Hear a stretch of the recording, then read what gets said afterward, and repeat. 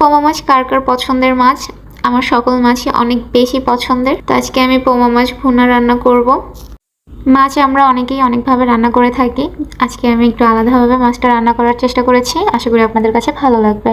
প্রথমে আমি মাছটাকে ভালোভাবে ধুয়ে নিয়েছি। তারপরে আমি হলুদের গুঁড়া, মরিচের গুঁড়া, লবণ, জিরা, আদা বাটা, রসুন বাটা দিয়ে একেবারে ভালোভাবে মেখে নিব। প্রয়োজনে সামান্য একটু তেলও নিতে পারেন।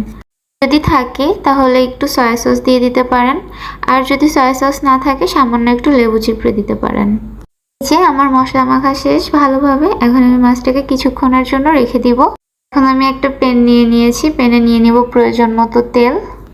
তারপর আমরা নিয়ে নিব প্রয়োজন মতো পেঁয়াজ কুচি।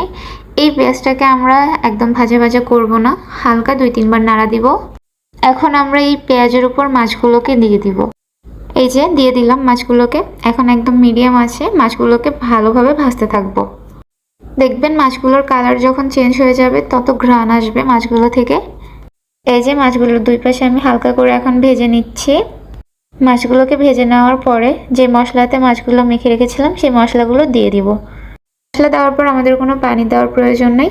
এখানে মাছগুলোকে মশলার মধ্যে কষাবো সুন্দর করে। এই যে আমার সুন্দর করে কষানো শেষ, তেল উঠে এসেছে উপরে, আপনারা দেখতে পাচ্ছেন। এখন আমি ঝোলের পানি দিয়ে দিব। এই যে পানিটা অবশ্যই ফুটন্ত গরম পানি দিবেন। এই যে আমার সোনামণির হাত, আমি কিন্তু তাকে কোলে নিয়েই প্রায় সময় রান্না করি। তো এই যে আমার রান্নার ঝোলের পানি দেওয়া শেষ। এখন পানিটা ফুটে উঠলে আমরা ঢাকনাটা দিয়ে দিব।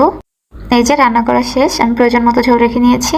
আজকে আমি একটু বেশি ভুনা ভুনা করে ফেলেছি। আপনাদের কাছে রান্নাটা কেমন লাগলো অবশ্যই জানাবেন। আর এই রান্নাটা অবশ্যই বাসায় ট্রাই করবেন। এইভাবে করে দেখবেন অনেক ভালো লাগে, অনেক টেস্ট হয়। তো আল্লাহ হাফেজ, সবাইকে ভালো থাকবেন।